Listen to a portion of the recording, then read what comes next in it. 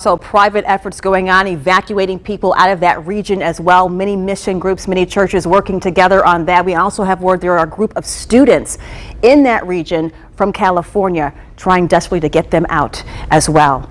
Fox 59 has also been reaching out to Hoosiers who have connections on the ground in Afghanistan to get a clearer picture of what it's like there. Fox 59's Eric Graves, he is talking to one professor who still has family in Kabul. And Eric, we are praying for everyone who has connections to this. What are you hearing? What is he telling you? ISIS-K is the group claiming responsibility for the terrorist attacks yesterday at the Kabul airport. Now, one Hoosier with family and friends still there says what they're seeing is giving just a glimpse of the fear being felt right now in Afghanistan. People are fearful.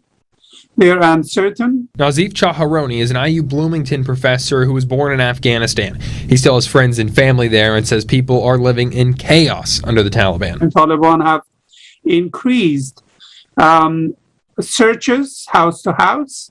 People have been hanged. People have been shot. As for the Americans and Afghans who have helped the U.S. and are still trying to get out, there is fear of another attack. It is going to be an extraordinarily stressful time for them as these last few days of the evacuation take place. Shamit Ganguly is a professor of political science at IU.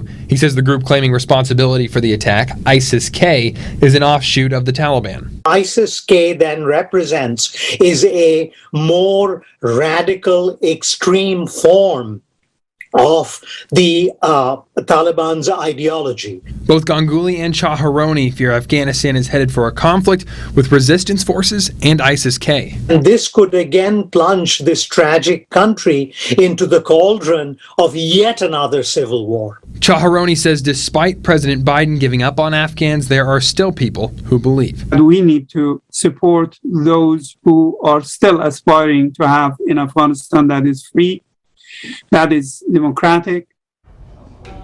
Reportedly, there still are as many as 1,000 Americans and even more Afghans trying to leave the country. President Biden has set August 31st as the deadline for those evacuations. He has vowed revenge on ISIS-K for the attacks. Live in the newsroom, Eric Graves, Fox 59 News. Lots to still